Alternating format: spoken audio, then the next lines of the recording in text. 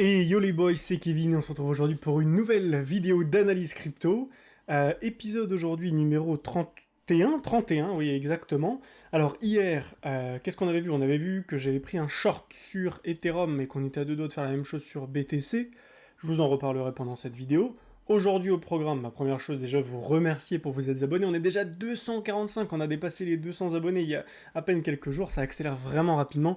Et mon contenu a l'air de vous plaire, donc je suis vraiment très content pour ça. J'essaie vraiment de faire des vidéos qui sont les plus concises possibles pour vous donner juste les informations les plus importantes, pas vous dire n'importe quoi, ne pas vous montrer 50 millions d'indicateurs. Et vous avez l'air d'apprécier ça, donc c'est vraiment top, on va continuer ensemble. Aujourd'hui au programme, on va regarder Bitcoin, Ethereum, le dollar index, le S&P 500 qui a fait quelque chose d'ultra intéressant, et ensuite le Shiba Inu et le LUNC, donc de Terra Luna, qui m'a été demandé en commentaire. Juste avant ça, on va ouvrir ceci pour être tranquille, on va le mettre ici. Et donc on est parti ensemble sur le BTC. Alors qu'est-ce qui s'est passé sur BTC? Et voilà ce que on a vu sur le BTC. Alors, le BTC, tac, parfait. Alors le BTC, qu'est-ce que je vous avais dit? Je vous avais dit qu'on était dans un range actuellement entre cette zone et cette zone, c'est-à-dire par rapport à cette mèche, par rapport à cette bougie, le haut de la mèche et le bas de la mèche, on n'a jamais clôturé au-dessus ni en dessous, et donc ça faisait ici un range, et qu'on était dans un range tant qu'on est dans cette zone. Pour le moment, on a l'air de le casser vers le bas aujourd'hui. Si c'est le cas, on aura une continuité baissière forte qui risque d'arriver, et donc à minima revenir en dessous de ces creux, et en dessous de ces creux, c'est-à-dire revenir en dessous du canal, voire même un peu en dessous pour venir dégager tous les gens qui sont bloqués, et même tous les gens qui sont à liquider entre les 16 000 et les 18 000, ce qui pourrait faire même une accélération baissière et aller un peu plus bas. Attention, dans les prochaines heures, prochains jours. Maintenant que c'est dit, qu'est-ce que je voulais vous dire? Oui, une chose importante, c'est que je vois beaucoup sur YouTube des pseudo-traders, investisseurs, je ne sais pas, analystes, qui sont juste là pour vous dire une chose. Et je trouve ça plutôt fou. Toute la journée, toute l'année, ils font la même chose. Ils vous disent, bah voilà, on est entre... Je vais prendre un exemple peu importe, on est entre ce point et ce point, par exemple. Voilà. Et ils vont vous dire, voilà, et si, pour l'instant, pas de direction, ça peut aller vers le bas, ça peut aller vers le haut. Si on casse en haut, ce sera boule, si on casse en bas, ce sera bear, très bien. Une fois que ça a cassé ici, ils vous disent, voilà, bah maintenant on est dans un nouveau range entre cette zone et cette zone. Et tant qu'on casse pas en haut, c'est pas boule, c'est pas bien. Et en fait, ils disent ça toute l'année. Toute l'année, ils vont vous faire miroiter, bah voilà, on est entre deux zones, tant qu'on casse pas, blablabla, tant qu'on casse pas, blablabla. Et en fait, à chaque fois qu'on descend ou qu'on monte, ils vous recréent des ranges tout le temps, sans se mouiller et sans vous dire ce que eux pensent qu'il va réellement se passer et ce qu'ils sont capables de prévoir, parce que je pense qu'ils sont capables de rien prévoir en fait. Moi, aujourd'hui, le but, c'est de faire quelque chose d'efficace et de vous dire quand il se passe des choses. Typiquement, là, sur BTC, je vous ai dit, il y a un range, il se passe rien, c'est pas validé, mais je prévois, on est en haut de range, on est ici, là, là, il y a de grandes chances qu'on fasse quelque chose comme ça. Et sur ETH, je vous ai dit, bougie de ravalement, on ouvre un short, c'est parti. Voilà l'objectif de la chaîne, et si c'est un objectif qui te plaît, de montrer des choses concrètes, et de pouvoir me suivre réellement dans mes trades, abonne-toi. Et si tu veux encore mieux performer, prends rendez-vous directement avec moi, le lien est dans la description, tu prends rendez-vous, et on échange directement ensemble pour voir où est-ce que t'en es et comment je peux faire au mieux pour t'apporter de la valeur et pour t'aider, pour te permettre de devenir réellement gagnant, et de pouvoir faire fructifier ton capital pendant ce bear market, et ensuite pendant le bull market, être capable de prendre des réels gains, et pas de faire n'importe quoi avec simplement du DCA. Par rapport à ça, j'ai noté une petite chose, c'est qu'aujourd'hui, il y a deux manières de faire que je vois, enfin on va dire que je vois une seule manière de faire sur internet qui est répandue, c'est ceux qui font du DCA uniquement, mais malheureusement qui risquent de continuer d'acheter au mauvais moment, puisqu'avec l'euphorie ils vont continuer de se dire que c'est un bon prix, que ça va exploser, etc. Et ils risquent de vendre au mauvais moment. La deuxième option que moi je propose aujourd'hui sur cette année, c'est ce que je fais en fait, c'est-à-dire d'être capable de faire du cash pendant le bear market, et faire du gros cash pendant le bear market en étant sécure, en faisant pas n'importe quoi, en étant structuré, et ensuite mettre en place un DCA intensif pendant le début du bull market pour aller chercher ensuite des performances intéressantes avec un capital intéressant. Donc si ça t'intéresse vraiment d'être dans, cette deuxième option, n'hésite pas à prendre rendez-vous avec moi. Maintenant que c'est dit, on se refocalise là-dessus. Donc le BTC est en train de casser. ETH, je vous avais dit, bougie de ravalement, bougie de retournement baissière, des divergences dans tous les sens, et ici, on n'est pas encore sur une divergence confirmée, mais on n'est plus très loin. On est en train à nouveau de cross bearish, on pourra avoir une forte accélération ici sur ETH, avoir quelque chose comme ça, pour venir dans cette zone, ce serait fortement possible, ce qui nous permettrait d'avoir donc, pour l'instant déjà, par rapport à ce trade, on est sur du 5% de gain, et si on va tout en bas, on pourra faire même 15% de gain, même plus, puisqu'on pourrait très bien également revenir dans cette zone, voire même en dessous de tout ça, pour venir chasser tout le monde. Mais pour l'instant, c'est pas le cas, pour l'instant, je privilégie plutôt simplement un go down ici, ou peut-être ici, mais on verra par la suite, en tout cas, un short qui a été pris, et pour l'instant, on reste dans le trade. On pourra bientôt remettre nos stops à break-even, et ensuite commencer à prendre des profits.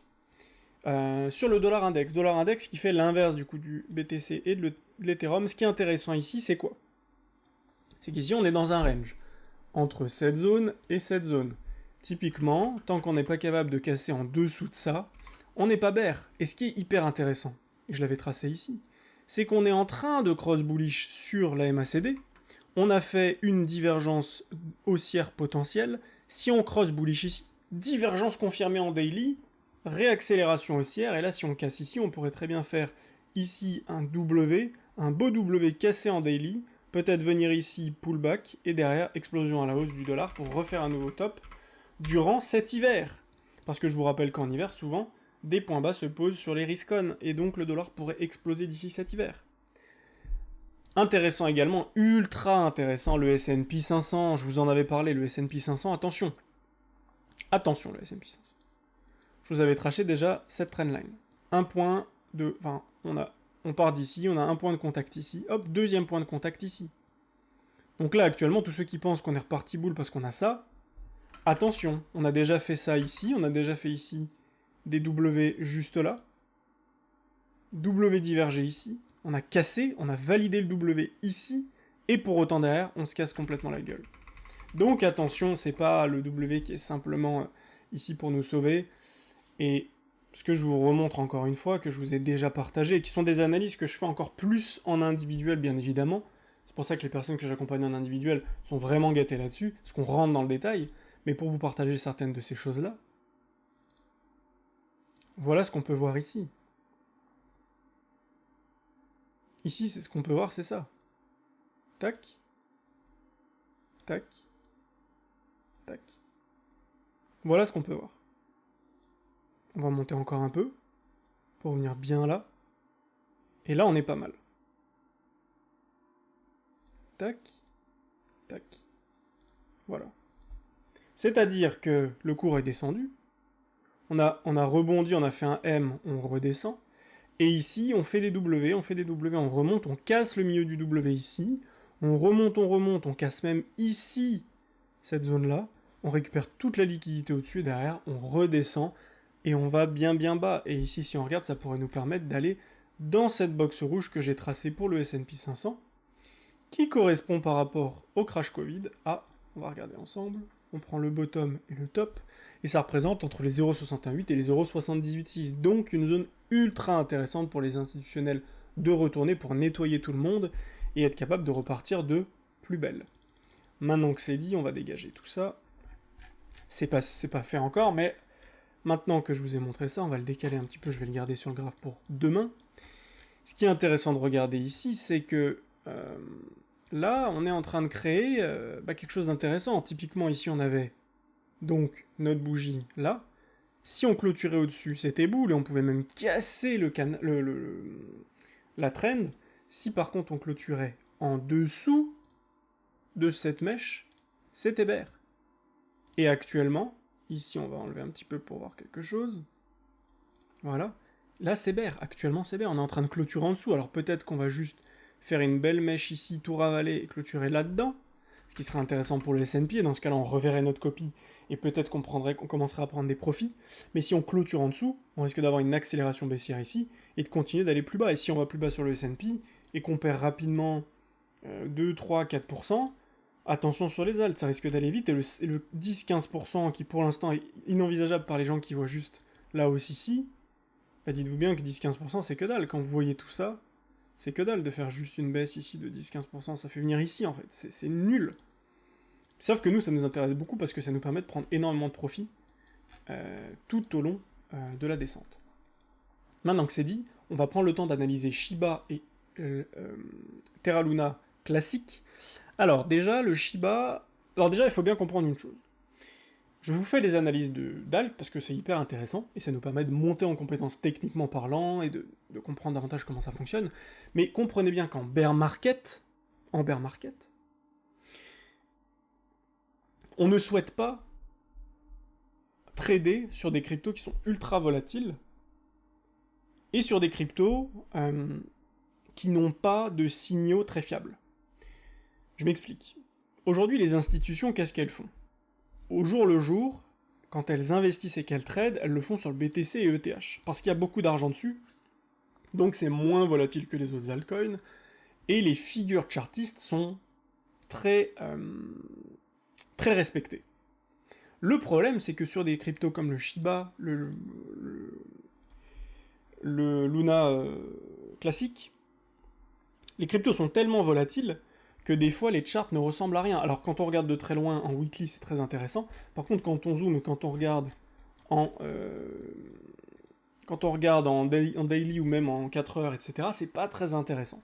Donc moi, ce que je vous propose plutôt, c'est de vous focaliser, et c'est bien de regarder le Shiba, etc., de comprendre la psychologie derrière ça, mais de vous focaliser sur Bitcoin, Ethereum pour faire le maximum de cash possible pendant ce bear market, et dès qu'on aura un signal de retournement haussier réel long terme, donc rentrée d'un nouveau cycle haussier, donc bull market, sûrement pendant le halving, ou juste après, ou juste avant le halving, début de ce cycle haussier, avril 2024, à ce moment-là, on changera notre stratégie, on commencera à switcher le BTC et le TH vers des altcoins hyper prometteuses, et c'est là où on reprendra nos analyses altcoins, mais c'est sûr que dès maintenant, c'est intéressant d'en supprimer certaines ou d'en garder certaines dans un Excel, dans un fichier, pour y revenir plus tard et commencer directement à investir dedans.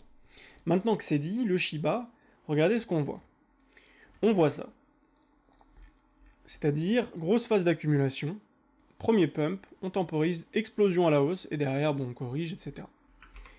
Ce qui s'est passé ici, qu'est-ce que c'est? Par rapport à cette baisse, on a cassé la trend, on a cassé ici, créé des petits W, une petite hausse qui est liée à une news, parce que Shiba est lié à des news Elon Musk, et derrière ici, on retemporise. Donc en fait, c'est très bien. Mais ici, qu'est-ce qu'on avait? On avait un canal ascendant qui avait de grandes chances de terminer par une baisse. Donc ici, on n'avait pas grand-chose à faire. On a cassé, mais sauf que le problème de Shiba, qu'est-ce que c'est? C'est que vu que c'est très volatile et qu'il explose sans aucune raison des fois, c'est qu'ici, il a cassé le canal, c'est très bien. Mais ce canal qu'il a cassé, bah, vous pouvez pas vous permettre de rentrer ici maintenant. En fait, il est trop explosif. C'est-à-dire que quand il casse en une fois, paf, et derrière, il va corriger lentement. Et il va repartir pour faire des choses comme ça. Et donc, maintenant qu'on voit ça, qu'est-ce qui est intéressant de se dire sur Shiba? Sur Shiba, ce qui est intéressant de se dire, c'est... On le garde en tête, on sait qu'il peut y avoir des gros exit pumps comme ceci, c'est-à-dire des grosses institutions qui font exploser le cours à la hausse sur quelques jours, quelques semaines, pour prendre des profits rapidement et ensuite dégager du cours, du marché. Donc ça, on sait que c'est possible. Maintenant, est-ce qu'on veut réinvestir maintenant et bloquer du capital maintenant alors qu'on pourrait le faire fructifier sur BTC ETH? Non. Donc pour l'instant, juste on temporise et on ne s'intéresse pas au Shiba. Ce qui est intéressant de regarder, c'est quand même sur CoinMarketCap le Shiba Inu en venant ici. CoinMarketCap, Shiba Inu 12e, 8 milliards et demi de market cap, donc beaucoup déjà d'argent. Et je ne suis pas sûr qu'on ait un max supply sur le Shiba Inu. Donc ça c'est pareil, il faudrait regarder. Je vais regarder rapidement Shiba Inu max supply. Je fais pas mal de bruit, j'ai pris mon autre clavier, désolé.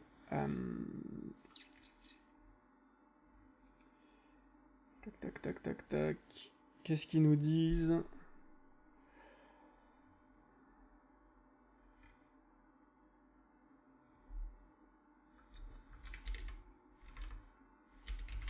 On a... J'arrive pas à trouver l'info.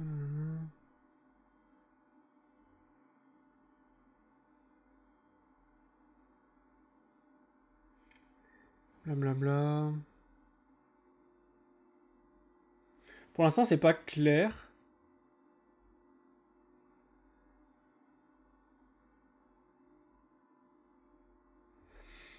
Ils disent que ça a été tout créé, mais je sais pas, c'est pas très clair, donc je ne sais pas vraiment. On pourra avoir d'autres infos d'ici le bull market. Bon, il n'y a pas grand chose d'autre à dire. Le market cap suit le prix, donc ça c'est très bien. Là, on est juste en phase d'accumulation. On essaie de dégager des gens. Et les gros commencent à accumuler. C'est pour ça qu'il peut y avoir des pumps ici. Des gros pumps. Et derrière, on va revenir ici. On va redégager les gens. On va faire peur à tout le monde en venant plus bas que c'est creux sûrement. Etc. etc. Et là, on va commencer à refaire des W dans des W. Et on va accélérer. Et 2024 sera sûrement beau pour le Shiba, comme pour beaucoup d'alt. Mais c'est à ce moment-là qu'il faudra regarder celles qui sont les plus prometteuses. Le Luna Classic. Alors, le Luna Classic qui était l'ancien Luna, en fait. L'ancien Luna a été renommé Luna Classic parce qu'il a tellement baissé qu'ils ont décidé de créer un vrai Luna. Enfin bref, ils ont abandonné le Luna Classic. Maintenant, pour autant, le Luna Classic, on n'est pas obligé de l'abandonner. Tac, tac, tac. Luna Classic, 624 millions de market cap. On va regarder All. Voilà, donc là, bah, il est descendu. C'est comme si c'était Enfin, c'est comme si la crypto était morte. Comme si la crypto était morte, mais...